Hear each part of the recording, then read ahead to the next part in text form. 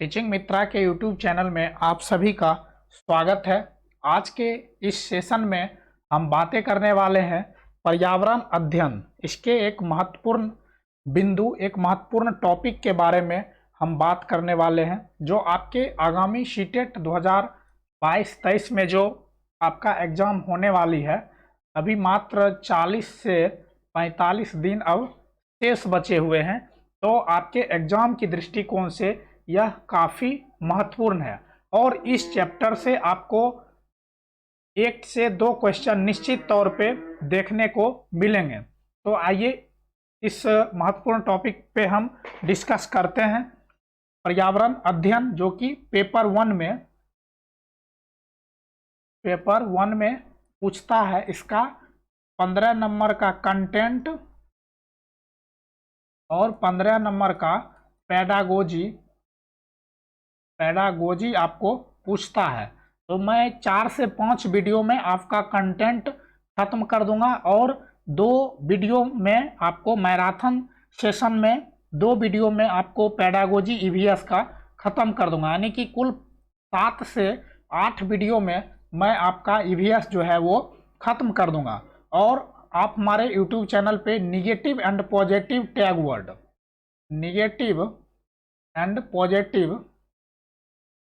Tag word जो कि सभी पेपर के हम करवाए हुए हैं, आप वो जाके वो वीडियो ज़रूर देख लें, जो आपके एग्ज़ाम के पॉइंट ऑफ व्यू से काफ़ी इम्पोर्टेंट होने वाला है। तो चलिए हम आगे डिस्कस करते हैं। और अभी तक आपने हमारे यूट्यूब चैनल को सब्सक्राइब नहीं किए हैं तो एक बार सब्सक्राइब करके इस बेल आइकन को दबा लें और नोटिफिकेशन को ऑल कर लें, जिससे आपको हमारी अगली सभी वीडियो की नोटिफिकेशन आसानी से मिलती रहेगी। और अपने दोस्तों में एक बार शेयर जरूर करें, ताकि आपके साथ साथ जो भी सीटेट की तैयारी कर रहे हों उनके लिए मुफ्त और फ्री कंटेंट जो है, एक सटीक कंटेंट उन तक पहुंच सके। और यह सेशन आपको कैसा लगता है, आप लाइक और कमेंट करके आप हमें ज़रूर बताइएगा। तो चलिए हम बात करते हैं पर्यावरण हमारे जीवन के आधार। तो पर्यावरण जो है, यह पर्यावरण शब्द जो है परि एवं आवरण शब्दों की संधि से बना है। परि का अर्थ होता है चारों तरफ और आवरण का अर्थ होता है घेरा।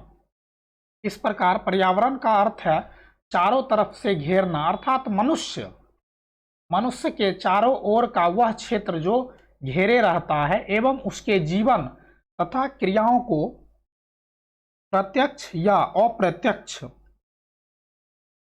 रूप से प्रभावित करता है, पर्यावरण कहलाता है। यह जो है, जो प्रत्यक्ष और अप्रत्यक्ष रूप से प्रभावित करता है, पर्यावरण कहलाता है। यह इन्वायरमेंट जो है, इन्वायरमेंट इसका इंग्लिश होता है इन्वायरमेंट, जो कि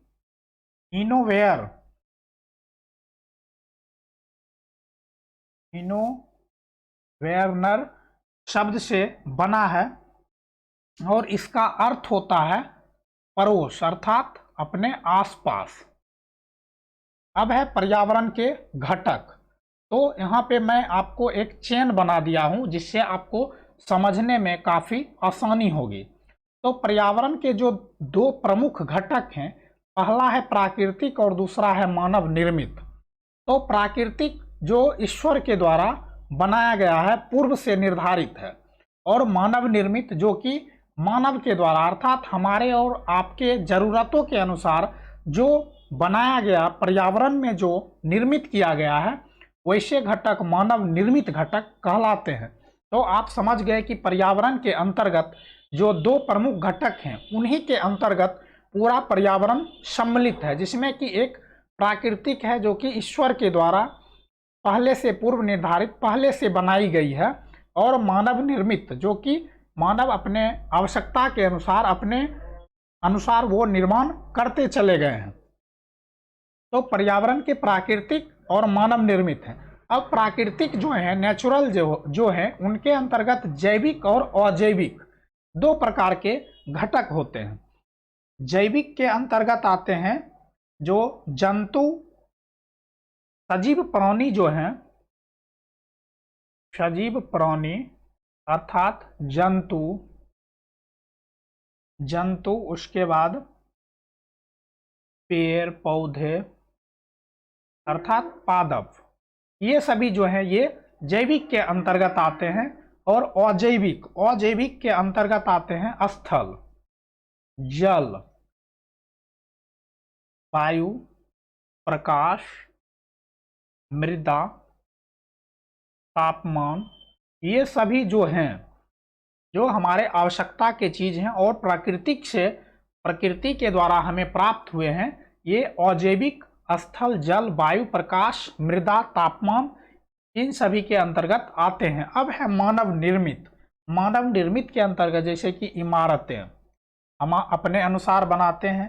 फिर उद्योग, मानव की जिस प्रकार की आवश्यकता होती है उस प्रकार के उद्योगों को जो है डेवलप किया जाता है। सड़क, पुल, पार्क, इटीसी जितनी भी मानव निर्मित चीजें हैं वो सारी इसके अंतर्गत आते हैं। अब आगे देखते हैं, आगे है पर्यावरण के क्षेत्र।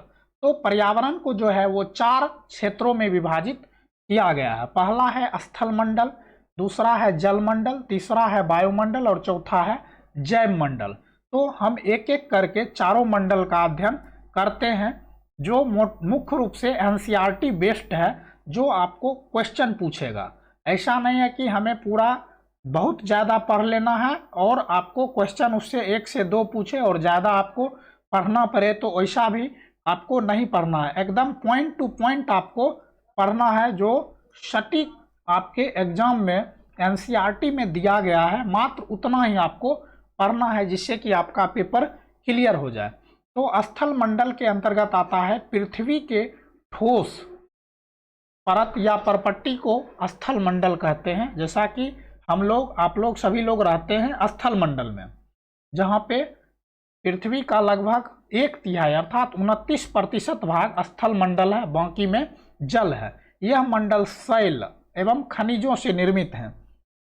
तो आप देखते हैं कि हमारा जो यह स्थल मंडल है, यह मिट्टी, बालू, पत्थर, विभिन्न प्रकार के कण एवं खनिजों से मिलकर यह बना हुआ है। यह मंडल मृदा की पतली परत से ढका हुआ। आप जब अपने आसपास की मिट्टी को कुछ दूर अंदर तक खोदते हैं तो उसके अंदर अलग अलग प्रकार के अलग अलग कलर के चीज़ें मिलते हैं, लेकिन ऊपर से आपको मिट्टी जो मृदा मिलती है, जिससे कि हम लोग खेती कर पाते हैं और एक अच्छे वातावरण में रह पाते हैं। अब है इस मंडल में पर्वत, पठार, मैदान, घाटी आदि पाए जाते हैं। यह मंडल खनिजों का प्रमुख स्रोत है। इसी मंडल में हमारे आवश्यकता के जितने भी खनिज हैं वो हमें मिल जाते हैं। यह मंडल वन, कृषि एवं रहने के लिए हमें भूमि स्थान प्रदान करता है। तो आप समझ गए कि स्थल मंडल क्या होता है। अब है जल मंडल। जल मंडल जो है पृथ्वी पर पाए जाने वाले जल का क्षेत्र को जल मंडल कहते हैं। पृथ्वी का लगभग 2/3 अर्थात 71% भाग जल से ढका हुआ है। महासागर, झीलें, नदियां एवं अन्य जलाशय सम्मिलित रूप से जल मंडल का निर्माण करते हैं। जल विभिन्न दशाओं में पाया जाता है।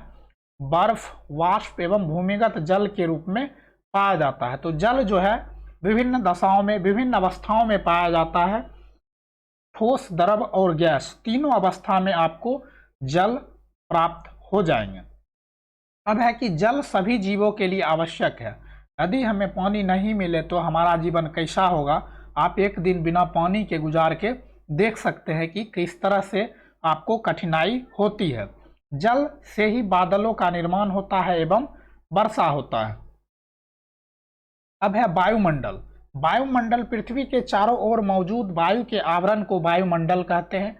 वायुमंडल में कई प्रकार की गैसें होती है। नाइट्रोजन, कार्बन डाइऑक्साइड, ऑक्सीजन आदि गैसों का मिश्रण जो है वायुमंडल में उपस्थित है।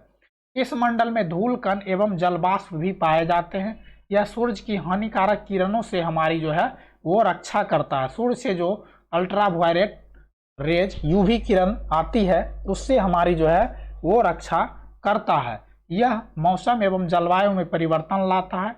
यह जो है रेडियो संचार में मदद करता है। वायुमंडल के द्वारा ही रेडियो संचार जो नेटवर्क काम करता है, सैटेलाइट और वायुमंडल के द्वारा यह काम करता है। अब है जैव मंडल। पृथ्वी का वह संकीर्ण क्षेत्र जहां स्थल, जल एवं वायु मिलकर जीवन को संभव बनाते हैं, जैव मंडल कहलाता है। जंतु एवं पादप मिलकर इस मंडल का निर्माण करते हैं। यह जीवन के लिए अनुकूल परिस्थितियां प्रदान करता है। अब आगे है पारिस्थितिक तंत्र। यह भी, इससे आपको एक मार्क्स का क्वेश्चन पूछ सकता है, क्योंकि यह आपके एनसीईआरटी में दिया गया है। तो आपको किसी भी प्रश्नों को नहीं छोड़ना है, किसी भी टॉपिक को नहीं छोड़ना है। तो पारिस्थितिकी तंत्र वह तंत्र है जिसमें समस्त जीवधारी आपस में एक दूसरे के साथ पर्यावरण के उन भौतिक एवं रासायनिक कारकों के साथ परस्पर क्रिया करते रहते हैं जिसमें वे रहते हैं। अर्थात जहाँ पे हम रहते हैं, हमारा अन्य जीवों के साथ जो क्रिया भौतिक और रासायनिक जो चल रही है, यही एक इकोलॉजिकल सिस्टम कहलाता है। सर्वप्रथम 1935 में A.G. टेस्ले ने पारिस्थितिकी तंत्र की विचारधारा का प्रतिपादन किया। पारिस्थितिक तंत्र के अध्ययन को पारिस्थितिकी भी कहते हैं। तो यहाँ तक आप समझ गए कि पारिस्थितिकी तंत्र क्या है, इकोलॉजिकल क्या है। A.G. टेस्ले ने 1935 में इस विचारधारा का जो है वो प्रतिपादन किया है। अब है पारिस्थितिकी तंत्र के घटक। तो इस घटक में जैविक और अजैविक दो प्रकार के चीजें हैं। तो जैविक के अंतर्गत आता है उत्पादक, उपभोक्ता और अपघटनकर्ता। अब हम इसके बारे में पढ़ते हैं। उत्पादक क्या है? तो पादप जगत अर्थात पौधे को पारितंत्र का उत्पादक कहा जाता है। पौधे प्रकाश संश्लेषण द्वारा भोजन का निर्माण करते हैं। तो यह जो है उत्पादक है, यह अपने लिए खुद से भोजन जो है वो भी बनाता है। अब है उपभोक्ता। उपभोक्ता क्या है? तो जो जीव जंतु अपने भोजन का निर्माण स्वयं नहीं करते हैं वह उपभोक्ता कहलाते हैं। अर्थात जो दूसरों पे आश्रित होता है वह उपभोक्ता कहलाता है, और जो दूसरों पे आश्रित होता है वह परपोषी भी कहलाता है। यह भी आपको याद रखना है। और जो खुद से भोजन बनाता है वह स्वयं पोषी भी कहलाता है। तो यहाँ पे उपभोक्ता जो है, जो जीव जंतु अपने भोजन का निर्माण स्वयं नहीं करते वो उपभोक्ता कहलाते हैं। प्राथमिक उपभोक्ता जो है वो तीन प्रकार के होते हैं। एक है प्राथमिक उपभोक्ता, दूसरा है द्वितीयक और तीसरा है तृतीयक। तो ये प्राथमिक उपभोक्ता जो है ये शाकाहारी होते हैं एवं पौधे की पत्तियां और कोमल तनों को खाते हैं, जैसे टिड्डा, बकरी, गाय, हिरन। आप गाय को जो है घास और सूखी जो भूसे होती है वो देते हैं और वो खाती है। बकरी भी जो है वो घास खाती है। अब है द्वितीयक उपभोक्ता। ये शाकाहारी जीवों को खाते हैं, जैसे मेढक, बिल्ली, कौवा, मोर, ये सभी जो हैं वो जीवों को खाते हैं। अब है तृतीयक उपभोक्ता। ये उच्च स्तर के मांसाहारी होते हैं। ये प्राथमिक उपभोक्ता या फिर दोनों उपभोक्ताओं को खाते हैं, जैसे शेर हिरन को भी खाता है और लोमड़ी को भी खाता है। तो यह जो है उच्च क्वालिटी के, सबसे उच्चतर क्वालिटी के मांसाहारी होते हैं। अब है सर्वाहारी।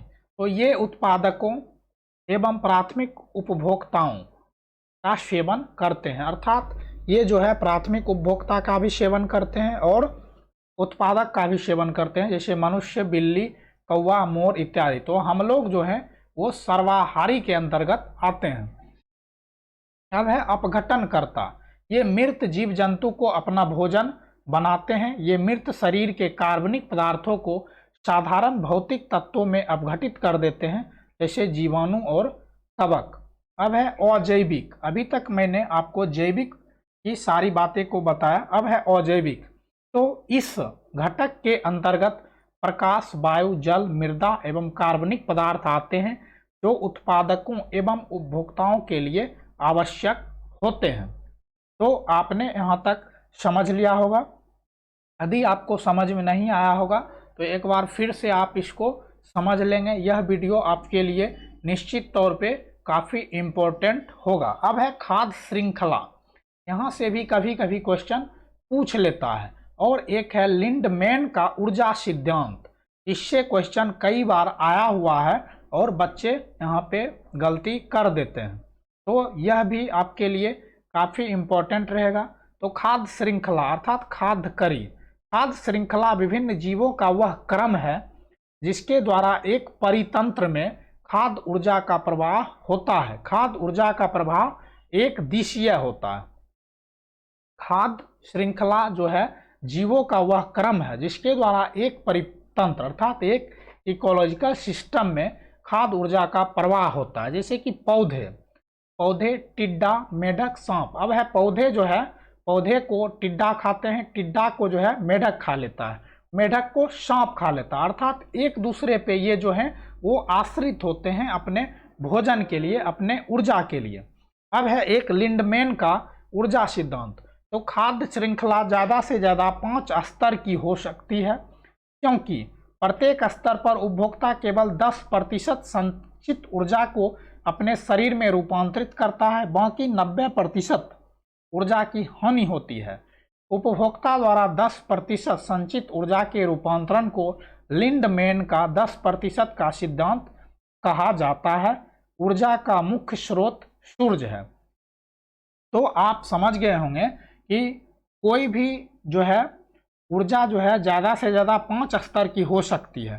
कोई भी उपभोक्ता जो है वो अपने शरीर में जो है ऊर्जा का केवल 10% ऊर्जा शरीर में रूपांतरित कर पाता है, बाकी 90% जो है वो वास्ट हो जाता है, उसकी हानि हो जाती है। तो उपभोक्ता द्वारा जो यह 10% संचित ऊर्जा को अपने शरीर में ऊर्जा के रूप में जो रूपांतरित किया गया, इसे लिंडमैन का 10% ऊर्जा सिद्धांत कहा जाता है।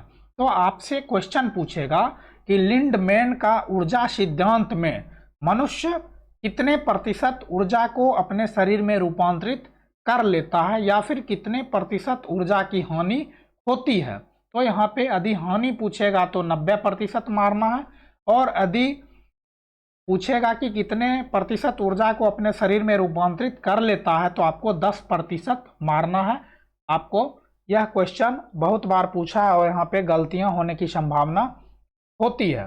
तो आज का यह जो था पर्यावरण अध्ययन, यह टॉपिक आपको कैसा लगा आप हमें लाइक और कमेंट करके ज़रूर बताइएगा।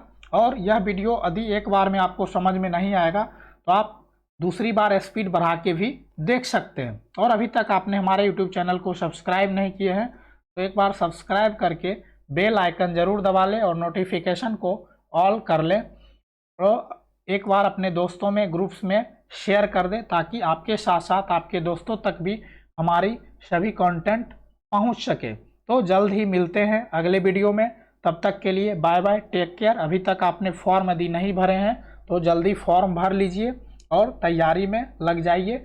और साथ ही साथ प्रीवियस ईयर क्वेश्चन आप ज़रूर कीजिएगा हमारे प्लेलिस्ट में जाकर, वहाँ से प्रीवियस ईयर क्वेश्चन मैंने कई सारे करवा चुके हैं, आप वो देख लीजिएगा। आपके एग्ज़ाम के पॉइंट ऑफ व्यू से काफ़ी इम्पोर्टेंट होने वाला है। तो मिलते हैं हम अगले वीडियो में, तब तक के लिए बाय बाय, टेक केयर, जय हिंद।